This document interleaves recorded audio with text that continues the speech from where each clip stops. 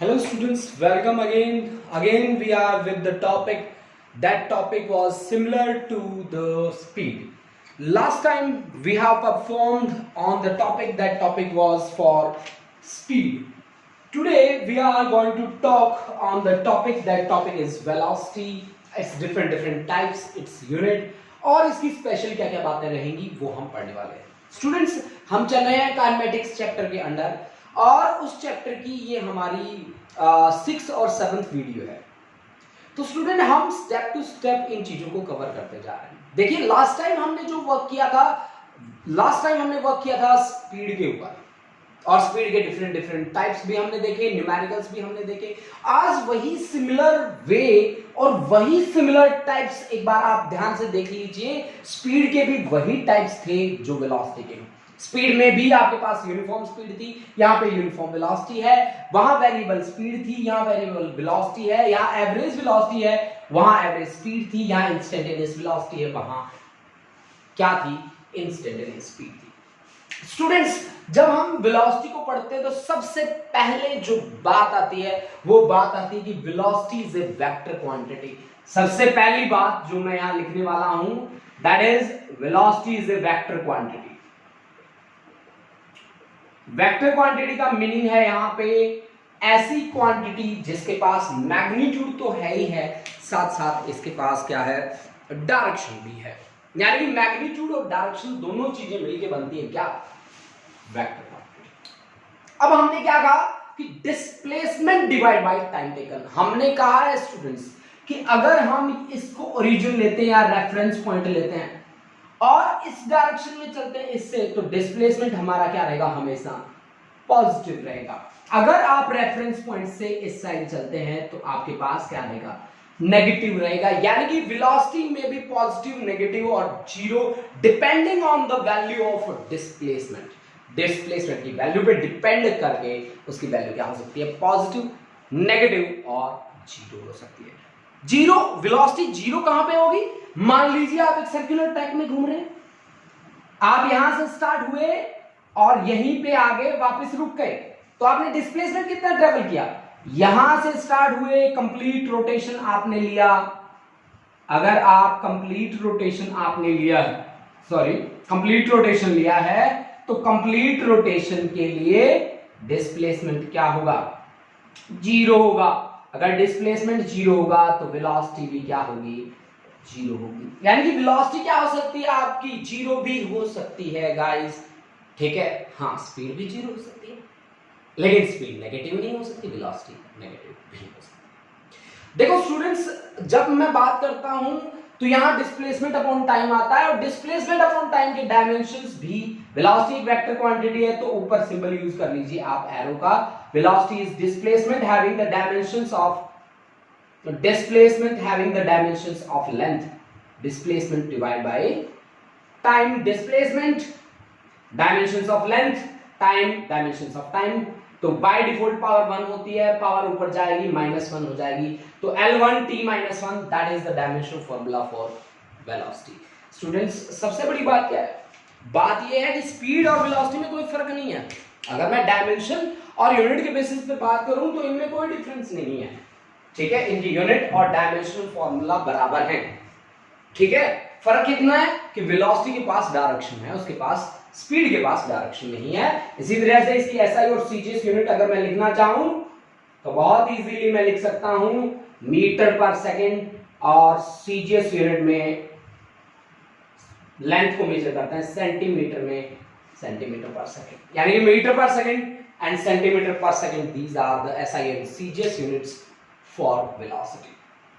Now we say these are the dimensional formula and vector quantity, and now we have to classify velocity into 4 categories. जैसा हमने speed को classify किया था, in same manner you have to classify the velocity into 4 categories. These 4 categories are uniform, variable, average, instantaneous. Students, अब हमारा main जो target रहता है, इनको डेफिनेशन तो इनकी बहुत इजी है. जैसे आपने डेफिनेशन दी थी स्पीड में, वैसी की वैसी डेफिनेशन आप यहाँ पे बनाएंगे. ठीक है, लेकिन इससे न्यूमेरिकल कैसे आएंगे? हाँ जी, न्यूमेरिकल भी कुछ आपके स्पीड से मिलते मिलेंगे. ठीक है, तो ये आपकी काफी हेल्प करेगा ये कॉन्सेप्ट. कि आप मिलता जुलता काम कर रहे हैं, तो आपको मेरा जो लास्ट लेक्चर आपने सुना है और आज जो आप सुन रहे हैं वो आपको सिमिलर लेक्चर्स लगेंगे, ठीक है। यूनिफॉर्म वेलोसिटी जी, मैं चल रहा हूं एक पर्टिकुलर डायरेक्शन में, ठीक है। वहां पे भी मैंने एक स्ट्रेट लाइन ही शो किया था, ठीक है, लेकिन उसमें डायरेक्शन की बात मैंने बिल्कुल नहीं करी थी। ये मेरे पास मेरी कार है, कार लेके मैं स्ट्रेट लाइन में चल रहा हूं, सीधा सीधा चल रहा हूं मैं, this is the direction of displacement, ठीक है। ओके स्टूडेंट, फिर से वही टाइम आप ले लीजिए, 3:05 लिया था मैंने पीएम, 3:05 पीएम ही ले रहा हूं मैं। 3:05 से 3:10 पीएम पे मैंने, मान लीजिए मैं चल पड़ा यहां से लेकर यहां तक 10 किलोमीटर, 5 मिनट में 10 किलोमीटर, ठीक है। और नेक्स्ट 5 मिनट में 3:15 पीएम पे मैंने टोटल डिस्टेंस ट्रेवल कर लिया था 20 किलोमीटर, और 3:20 पे मैंने डिस्टेंस ट्रेवल कर लिया था 10, 20 और 30 किलोमीटर, 30 किलोमीटर। ये देखिए स्टूडेंट्स, यहां 5 मिनट्स के अंदर मैंने कितना डिस्टेंस ट्रेवल करा, 10 किलोमीटर। नेक्स्ट 5 में मैंने कितना डिस्टेंस ट्रेवल किया, 10 किलोमीटर। नेक्स्ट 5 में मैंने कितना डिस्टेंस ट्रेवल किया, 10 किलोमीटर। तो यहां यूनिफॉर्मिटी है। यूनिफॉर्म स्पीड का क्या मतलब है, equal displacement is travelled in equal interval of time. Equal displacements same है बच्चा, लास्ट टाइम जो हमने किया था वही है same. Equal displacements are travelled in equal interval of time, an equal interval of time. Equal displacements are traveled in equal interval of time, that is uniform. अब देखो आपने क्या देखा कि इक्वल डिस्प्लेसमेंट ट्रेवल हुए हैं इक्वल इंटरवल ऑफ टाइम में। अगर मैं डिस्प्लेसमेंट वर्सेस टाइम का ग्राफ बनाना चाहूं तो जैसा डिस्टेंस वर्सेस टाइम का था वैसा ही डिस्प्लेसमेंट वर्सेस टाइम का ग्राफ रहेगा। ये मैं ले रहा हूं टाइम एक्सिस, ग्राफ आपके पास रहेगा कुछ इस तरह का। For uniform motion, uniform motion में आपके पास इस तरह का ग्राफ रहेगा स्टूडेंट्स। इस ग्राफ का हेल्प हमें कहां पे मिलेगा, देखो बच्चों लास्ट टाइम भी हमने जो काम किया था मैं सिमिलर वर्क यहां पे परफॉर्म करने वाला, ठीक है, कोई फर्क नहीं होगा यहां पे, ठीक है। अब ये आपको क्या इंफॉर्मेशन देगा, displacement time graph for uniform motion. अब मान लीजिए कि ये एंगल यहां पे बना रहा है कितना, अल्फा बना रहा है, मान अल्फा एंगल बना रहा है।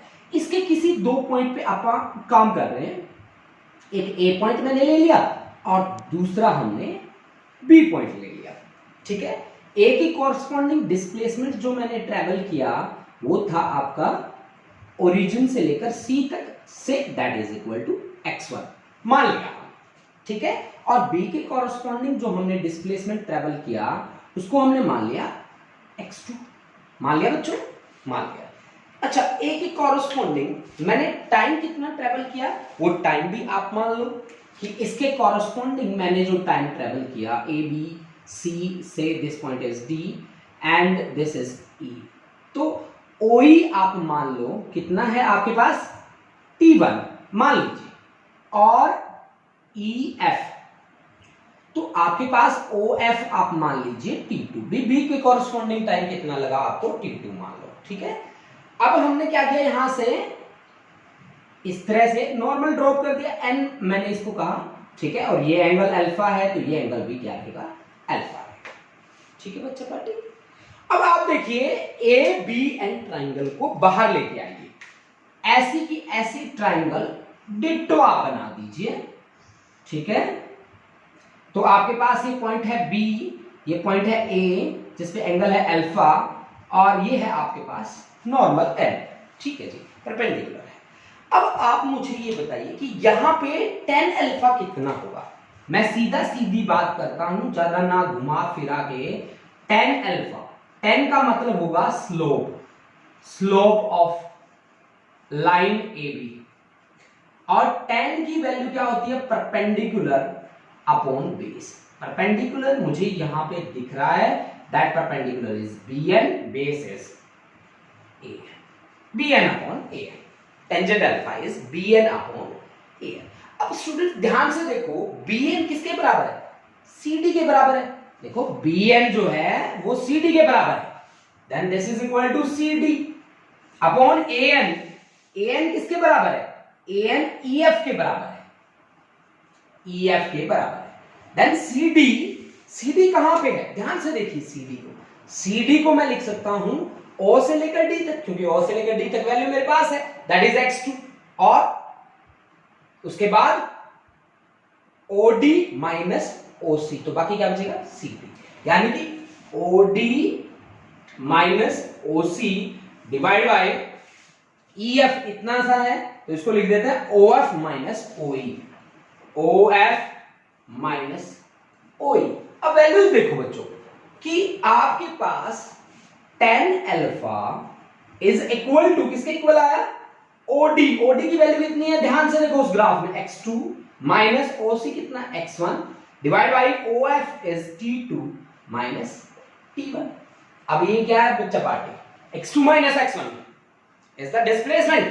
x2 माइनस x1 कितना है? इतना है इस ग्राफ में, ध्यान से देखो, और T2 माइनस T1 मतलब इतने डिस्प्लेसमेंट के लिए टाइम, यानी कि this is displacement upon time, this is displacement divide by time, and displacement upon time is nothing but velocity, then tangent alpha is equal to velocity। तो information क्या मिली आपको? Displacement time graph में slope आपको क्या information देगा?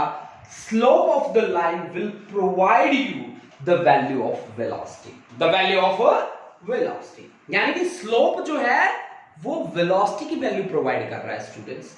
अब आप मुझे बताओ कि यहां पे वेलोसिटी आपकी पॉजिटिव कब होगी? जब एंगल आपका एंगल लेस देन 90 डिग्री, ठीक है? वेलोसिटी आपकी पॉजिटिव रहेगी अगर एंगल आपका लेस देन 90 है, यानी कि अल्फा अगर लेस देन 90 है तो वेलोसिटी आपकी क्या रहेगी? पॉजिटिव रहेगी। अगर यहां पे वेलोसिटी आपकी नेगेटिव कब आएगी? वेलोसिटी आपकी नेगेटिव आएगी अगर एंगल ग्रेटर देन 90 है, ग्रेटर देन 90 है, ठीक है? ग्रेटर देन 90 है। और टेंजेंट 90 की वैल्यू कितनी होती है स्टूडेंट्स? याद है आपको? नॉट डिफाइंड, इन्फिनिटी वैल्यू होती है, इनफाइनाइट वैल्यू होती है, नॉट डिफाइंड यानी कि 90 पे आप काम करोगे ही नहीं, ठीक है? और वेलोसिटी जीरो कहां होगी? Velocity is zero if alpha is zero. अगर अल्फा आपका जीरो हो गया तो फिर वेलोसिटी भी आपकी क्या हो गई? जीरो हो गई। स्टूडेंट्स आपको इस कॉन्सेप्ट पे बेस होके कुछ इस तरह के ग्राफ्स दिए जा सकते हैं, ठीक है? जहां आपसे पूछा जाएगा कि किस पॉइंट पे वेलोसिटी जीरो है, पॉजिटिव है, नेगेटिव है, तो आपको स्पेशली क्या देखना है? उस पॉइंट पे नॉर्मल ड्रॉप कर देना है। अगर वो नॉर्मल हॉरिजॉन्टल के साथ एंगल बना रहा है ग्रेटर देन 90 तो फिर वेलोसिटी नेगेटिव। अगर वो नॉर्मल एंगल लेस देन 90 बना रहा है तो वेलोसिटी आपकी क्या रहेगी? पॉजिटिव रहेगी। और आपको पिछली बार भी मैंने बताया था, इस तरह के ग्राफ ज्यादातर पूछे जाते होते हैं, ठीक है? इस तरह के ग्राफ। तो अगर मैं यहां पे टेंजेंट ड्रॉप कर दूं, ठीक है, जैसे मैंने टेंजेंट ड्रॉप किया तो हॉरिजॉन्टल के साथ एंगल कितना बना रहा है? अगर आपको ग्रेटर देन 90 दिख रहा है ना, तो यहां पे वेलोसिटी क्या है? नेगेटिव है। इस पॉइंट पे जाके अगर आप नॉर्मल ड्रॉप करते हैं, हॉरिजॉन्टल के साथ एंगल कितना है? थीटा नहीं, आपने अल्फा माना है, तो alpha is equal to zero, तो यहां पे वेलोसिटी भी क्या हो जाएगी? जीरो। अगर किसी पॉइंट पे जाके आपको एंगल लेस देन 90 नजर आता है, लेस देन 90 नजर आता है, तो वेलोसिटी आपकी क्या रहेगी?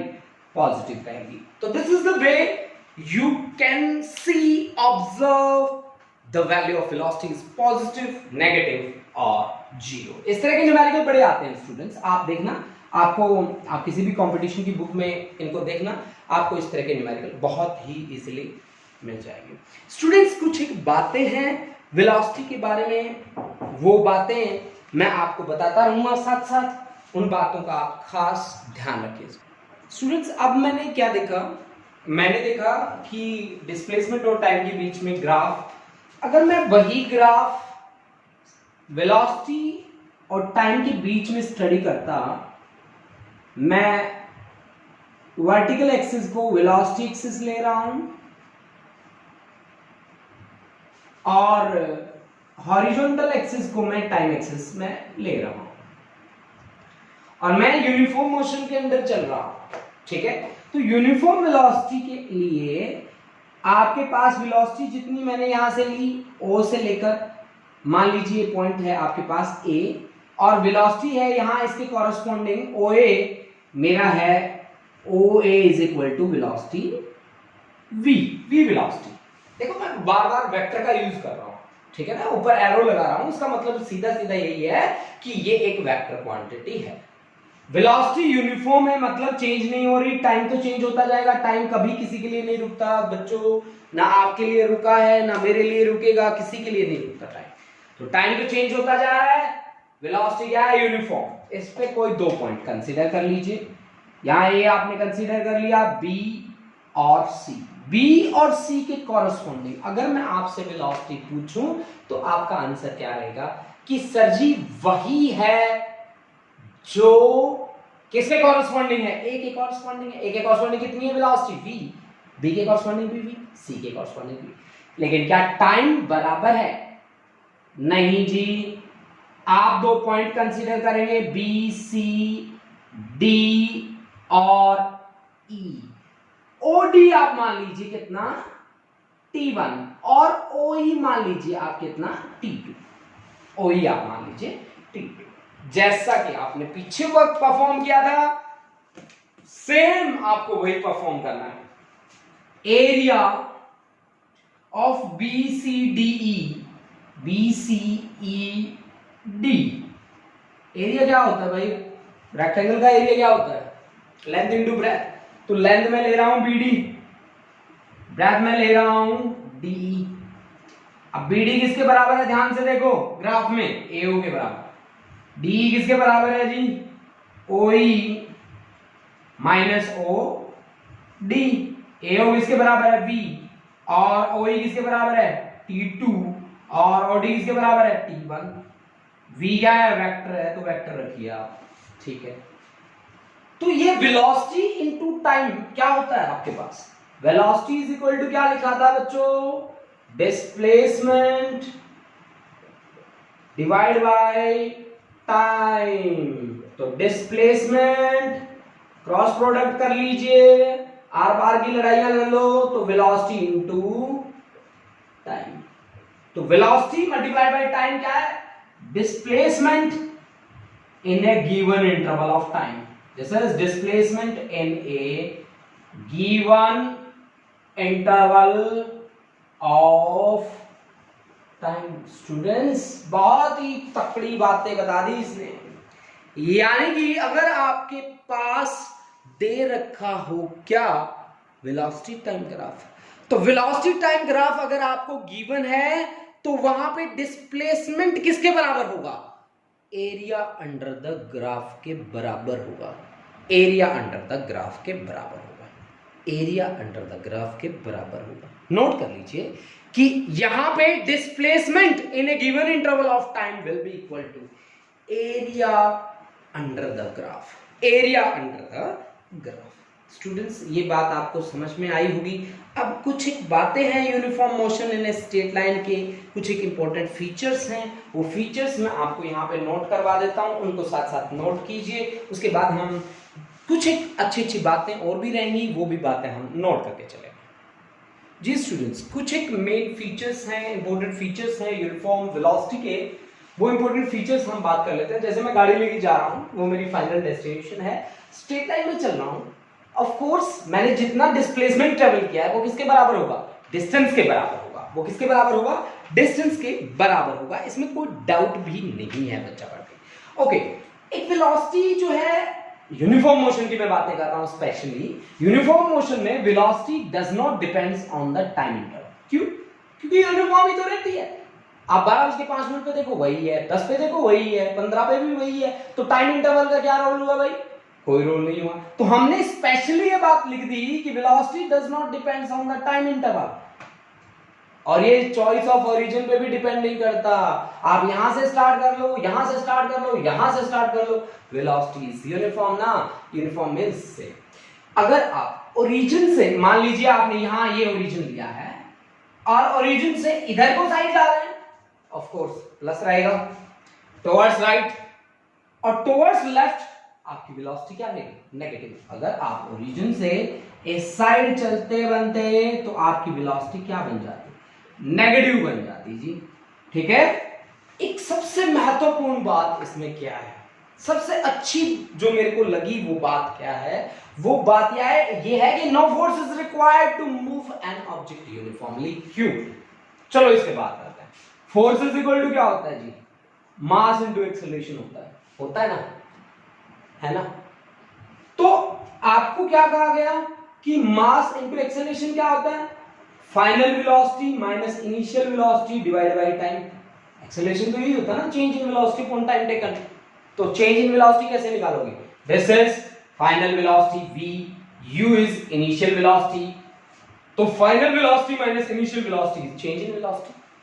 अब आप कहते हो कि वेलोसिटी तो यूनिफॉर्म है but v is equal to u।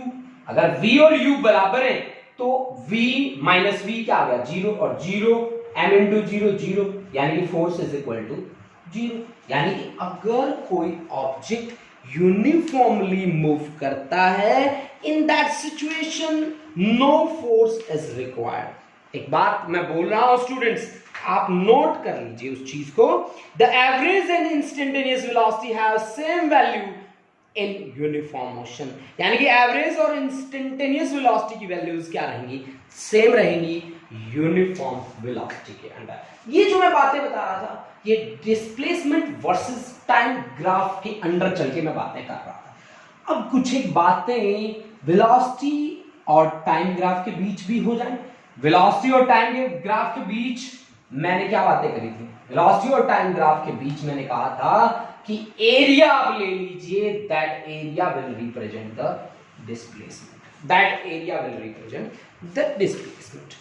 यानी कि अब मैं बातें करता हूं कुछ importance of velocity time graph की, वो बातें भी मैं यहां पे आपके लिए नोट कर देता हूं, आप उनको साथ साथ मेरे साथ साथ नोट करते जाएं स्टूडेंट। जी स्टूडेंट्स, फिर इसके फीचर्स क्या क्या हैं? Features of velocity time graph कि यहाँ पे पॉजिटिव एरिया आपको पॉजिटिव डिस्प्लेसमेंट प्रोवाइड करेगा। ठीक है, अगर आप पॉजिटिव एरिया में जा रहे हैं, मान लीजिए आपके पास इस तरह का कुछ रीजन दिया गया है, आप इस तरह से जा रहे हैं, ये आपके पास जो मैं शेडेड पोर्शन कर रहा हूं पूरा का पूरा, ठीक है, ये पूरा का पूरा शेडेड पोर्शन आपके पास पॉजिटिव में है, तो ये पॉजिटिव डिस्प्लेसमेंट आपको प्रोवाइड करेगा। ये आपके पास रीजन है, ये आपका एक्स कोऑर्डिनेट है और ये आपका y है, जिसमें ये आपके पास वेलोसिटी के लिए है और ये आपके पास है टाइम के लिए। ठीक है, अगर यहां पे आपको नेगेटिव दिया जाए तो ये नेगेटिव डिस्प्लेसमेंट को इंडिकेट करके बता रहा है आपको कि यहां पे डिस्प्लेसमेंट आपको कैसा लेना है? नेगेटिव लेना है। स्टूडेंट्स, डिस्प्लेसमेंट जो होगा वो इन दोनों एरियाज का सम होगा। अगर ये प्लस में आ रहा है तो प्लस लीजिए, ये माइनस आ रहा है तो माइनस आपको लेना पड़ेगा। ठीक है, हाँ, अगर बात होती डिस्टेंस की तो बिना प्लस माइनस देके आप सीधा ऐड कर देते, that addition of these two areas will provide the total distance travelled in a given interval of time, in a given interval of time. That is all about the uniform velocity. और उसके features जो graph थे हमारे, एक velocity time graph था और दूसरा हमारे पास था डिस्प्लेसमेंट टाइम ग्राफ। स्टूडेंट्स, अब आती है वेरिएबल वेलोसिटी की बात। जैसा कि वेरिएबल स्पीड को हमने डिफाइन किया था, वही का वही आपके पास रहेगा क्या? Variable velocity in a given interval of time, या फॉर, जैसे हमने यूनिफॉर्म के लिए बात करी थी, in equal interval of time equal change in position या equal displacements are travel. In equal interval of time unequal displacements are travel. In equal interval of time unequal displacements are traveled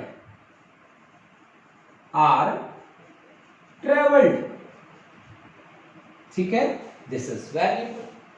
अगर हम average की बात करते हैं तो average में तो आप सीधा सीधा लिख देंगे कि दिस इज टोटल डिस्प्लेसमेंट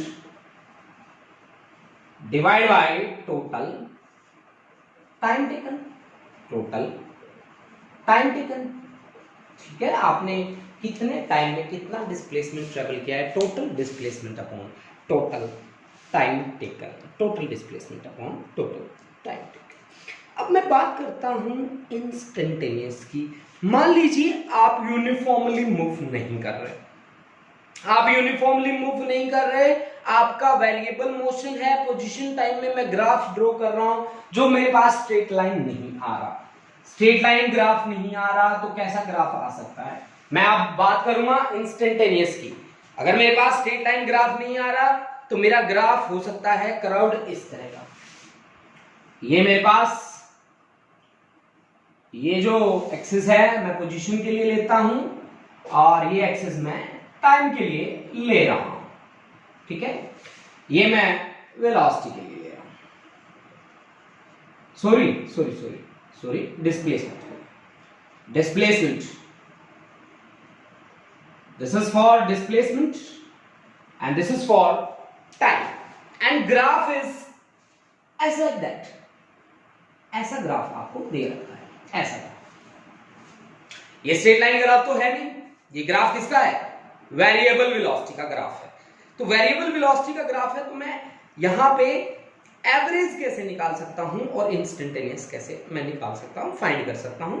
देखिए एवरेज में कैसे निकाल सकता हूं। मान लीजिए कि मैं यहां से यहां तक गया, ए से लेकर मैं बी तक गया, ए से बी तक ए के कॉरस्पॉन्डिंग डिस्प्लेसमेंट कितना है? मान लीजिए सी, दैट से x1, एंड बी के कॉरस्पॉन्डिंग कितना है? सी, ये पॉइंट डी, दैट्स x2। ए के कॉरस्पॉन्डिंग टाइम कितना है?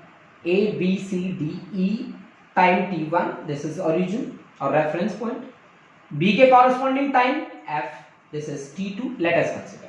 ओके स्टूडेंट्स, अब ये एंगल मैं कितना मान रहा हूं? ये एंगल मैं मान रहा हूं थीटा, और डिस्प्लेसमेंट क्या होता है? स्ट्रेट लाइन आप ड्रॉ कर दीजिए इनिशियल और फाइनल पोजीशन के बीच, ठीक है ना, इनिशियल और फाइनल पोजीशन के बीच, ठीक है जी।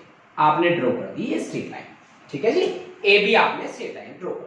तो अगर आप एवरेज निकाल रहे हैं तो ठीक है, आप सीधा सीधा बोलते हैं क्या कि 10 निकाल लेते हैं। 10 आपके पास ए बी सी ई एफ जी, ये नॉर्मल मान लीजिए n, ठीक है। तो यहां पे tan थीटा आपके पास क्या होगा? tan theta perpendicular is bn upon hypo is upon base an। bn की वैल्यू कितनी है भाई? bn is equal to cd, an is equal to ef। cd आपका है x2 माइनस x1, जैसा हमने पीछे किया था, t2 माइनस t। अगर ये स्मॉल है और मेजरेबल है तो डेल्टा x और time delta t, then in that case this is equivalent to average velocity, this is average velocity। Students, अगर आपका डेल्टा x जो स्मॉल डिस्प्लेसमेंट है वो मेजरेबल है तो आपके पास ये वैल्यू आई है किसकी? एवरेज वेलोसिटी की। हाँ, if time delta t approaches to zero, अगर ये जीरो को अप्रोच करता है तो आपके पास limit delta t approaches to zero, that for delta x upon delta t। तो ये कन्वर्ट हो जाएगा किसमें? dx बाय dt में, and this is nothing but instantaneous velocity. Instantaneous velocity. This is instantaneous velocity. This is instantaneous velocity. अब instantaneous पे काम कैसे करना है आपको, इसके न्यूमेरिकल कैसे बनाने हैं और एवरेज के न्यूमेरिकल आपको कैसे बनाने हैं, इस पे हम बात करते हैं अभी। अब देखिए स्टूडेंट, मान लो आपको पोजीशन वेक्टर दे रखा है, let x is equal to 2t² plus t plus 60 दे रखा है, ठीक है, 2t² plus t plus 60। Calculate x displacement vector दे रखा है आपको, calculate average velocity for time t is equal to 2 second से लेकर t is equal to 6 second तक। तो x एट 6 सेकेंड कितना होगा आपके पास, एवरेज निकालिए, तो 6 सेकेंड आपके पास होगा 6 6 36, 36 2 जा 72 प्लस 6 प्लस 16, तो आपके पास आ गया 72 78 78 84 94, ठीक है। x इन सेकेंड में कितना आ गया, 2 2 2 जा 4 4 2 जा 8 प्लस 2 प्लस 16 8 2 10 10 10 और 26। तो आप कैसे निकाल लेंगे एवरेज वेलोसिटी, कैसे निकाल लेंगे, v average is equal to x6 minus x2 divide by t2 minus t1। x6 कितना है 94 और वो कितना है 26 डिवाइड बाई 4, तो 14 माइनस 6 8, ठीक है, 8 माइनस 2 6 डिवाइड बाई 4, 4 1 जा 4 4 7 जा, तो 17 मीटर पर सेकेंड, ठीक है, 17 मीटर पर सेकेंड आपके पास ही आ गया एवरेज। अगर आपको इंस्टेंटेनियस दिया होता तो कैसे दिया होता कि let x is equal to ये दे रखा आपको 2t² plus t plus 16, find velocity at t is equal to, मान लो यार 2 सेकेंड पे, 2 सेकेंड पे आपको काम करना है, ठीक है। तो आप काम कैसे करते हैं, यहां इंस्टेंटेनियस निकालते हैं आप। इंस्टेंटेनियस कैसे, वेलोसिटी क्या होता है dx by dt, तो d by dt of x की वैल्यू कितनी दे रखी है 2t² plus t plus 16। Students 2t² का क्या होगा 2 2 जा 4 और t की पावर एक कम कर दो तो 1 प्लस 1 16 का होता है 0, तो यानी कि 4t प्लस 1। अब at t is equal to कितना, t is equal to 2 second, t is equal to 2 second में वेलोसिटी हमारे पास कितनी आ जाएगी 4 इंटू 2 प्लस 1, 4 2 जा 8 प्लस 1 9 मीटर पर सेकेंड। ये देखिए इस तरह से वर्क आपको परफॉर्म करना है, किसके लिए, इंस्टेंटेनियस के लिए। इस तरह से आप वर्क परफॉर्म करके चलेंगे, किसके लिए, एवरेज के लिए। तो स्टूडेंट्स आज हमने वेलोसिटी के डिफरेंट टाइप्स पढ़े हैं, उसमें हम किस तरह से यूनिफॉर्म के लिए काम करेंगे, किस तरह से वेरिएबल के लिए काम करेंगे, किस तरह से ग्राफ्स के लिए काम करेंगे, और क्या क्या उनके फीचर्स रहेंगे, क्या क्या उनकी लिमिटेशंस रहेंगी, और किस तरह से हम इंस्टेंटेनियस और एवरेज के लिए काम करेंगे। तो स्टूडेंट इसी के साथ हम अपना लेक्चर कंप्लीट करते हैं, अपना लेक्चर खत्म करते हैं। उसके बाद नेक्स्ट हम स्टार्ट करेंगे that will be for relative velocity in one dimensional motion. Thank you students, thank you.